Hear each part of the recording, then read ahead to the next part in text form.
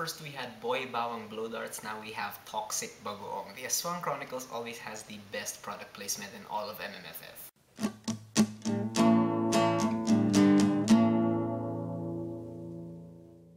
Kubot, The Aswang Chronicles 2 is directed by Eric Mati, co-written by him and Michiko Yamamoto, and stars Ding Dong Dantes, Isabel Daza, Joey Marquez, Lotlot De Leon, Elizabeth Oropesa, and Casey Montero. In Kubot, The Aswang Chronicles 2, Makoy is now just bitter and vengeful towards the Aswangs after he loses his family.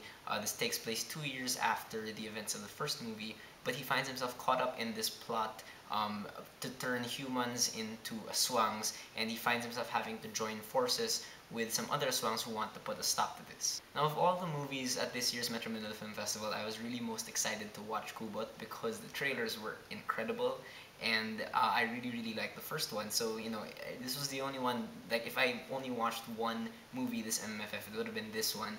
However, I will say that I was kind of disappointed personally, because I do think that this movie has some of the best visuals we've ever had in this country by far, and it still has a really great performance from Ding Dong Dantes. I just think this is a case of, the director and everyone else just kind of taking things a bit too far, maybe. First of all, yes, this movie has some of the best CGI we've ever had. And I would say it is the best CGI we've ever had.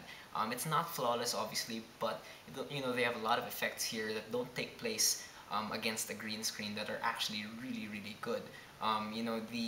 The aswang hair that some of the aswangs have, like, they're all kind of really bushy and they turn into like tentacles and stuff. Like, they look really good, especially from afar.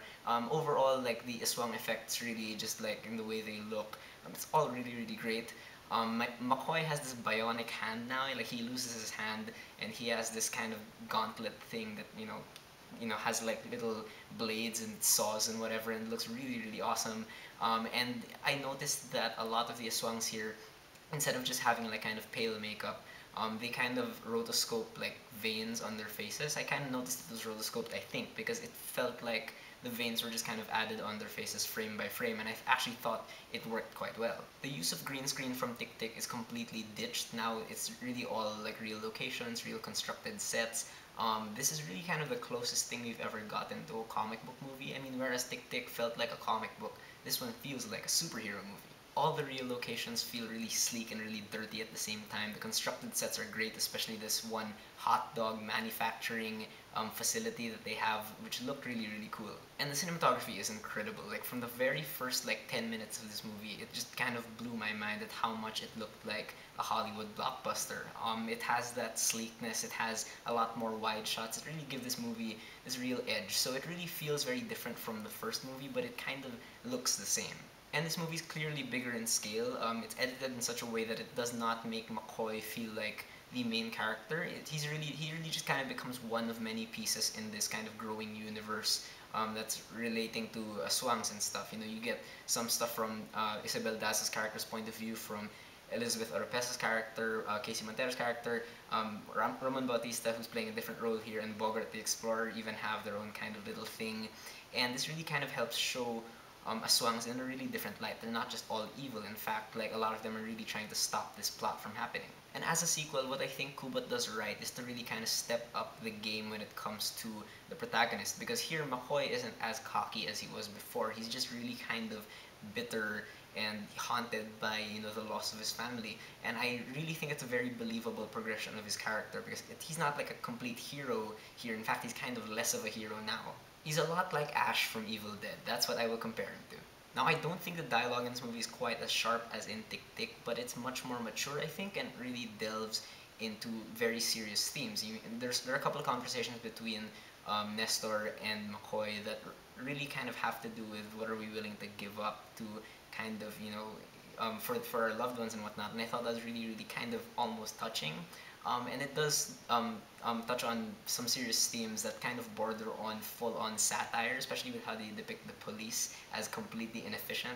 I think Ding Dong Dances is still a great lead for this. He really kind of sells the ridiculousness of having like a bionic hand, but at the same time you can really kind of ride him. He has that star power charisma, and at the same time he really conveys that sense of him kind of being bitter and haunted. Isabel Daza becomes like the new leading lady here, and thankfully she's just as tough, if not tougher, than the rest of the boys. She's nowhere near being a damsel in distress in this movie. She's really kind of her own kind of independent woman, I suppose. And she's not afraid to get silly either. There's a certain scene here where Isabel Daza just really kind of it's kind of strange. I don't want to spoil it, but it's just weird what she does. Joey Marquez, Lotlot De Leon, Ramon Bautista, and Bogart the Explorer are still all entertaining as ever. They really help add to the comedic aspect of the movie. And Eric Matte clearly has no problem with world building, and he really kind of knows how to balance all the elements from Tick Tick with like new stuff. You know, everything really kind of feels like natural growth from the first movie, and you know the beginning of this movie really is kind of just seamlessly connected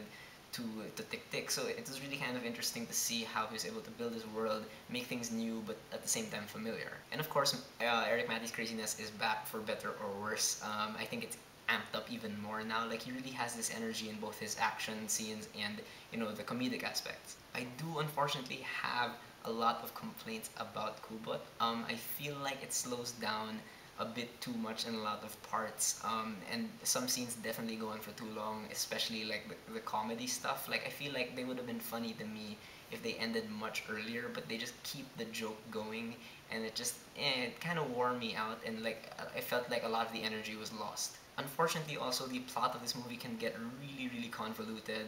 There's another kind of weak resolution. There's sort of like a boss battle again by the end, but it just does not have that impact, I think. And it's a shame that the story is now kind of convoluted, because what I liked about Tick Tick was that it was so simple and it kind of stripped all the characters down to the bones. But now it's just it's really kind of trying maybe a bit too hard to inflate its world.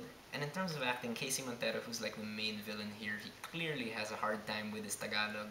And if you're gonna have an actor be this character who will speak in Tagalog, like just maybe find someone else to do it, because it kind of really did distract me. And I think he just kind of overplayed his character's theatricality to the point that I just thought he was he's parodying like some other superhero villain. And one of my biggest complaints about the movie is that Eric Matte just uses slow-mo in every single action scene, and I think it's completely unnecessary. I mean, he proved in Tick Tick that he could have action scenes without the slow-mo, and my big problem with Tick Tick was that the entire finale was just all slow-mo, and this whole movie is pretty much all slow-mo. I mean, it's cool to see Ding Dong Dantes like punch people with his bionic hand, but when it's like really slow, it kind of again sucks away the tension. Like there's no more, just the impact really isn't there anymore. And I feel like there's too much humor. Yes, I really think that Tick Tick was not mainly a comedy, but like the comedy worked in because it wasn't there all the time. But here I feel like some of the humor gets a bit too crazy for me, to the point that a lot of the cool stuff can't really overcome it. Like the tone of the movie just becomes really, really kind of strange. So I thought that Kubot the Aswang Chronicles 2 was just an okay movie. I feel like I'm one of the only people who didn't really love it, I think. But I understand if you love this movie. I mean, for me, it's really if you can get past the weirdness of it, if you can accept it, you'll love it. But the way I put it to my friends is that when this movie's cool, it's really cool. But when it's weird, it's really, really weird, and I just really couldn't ride it. But what did you think of Kubot the Aswang Chronicles 2? Did you love it? Did you hate it? Whatever you thought, whether you agree with me or not, please leave me a comment. Let's have a conversation.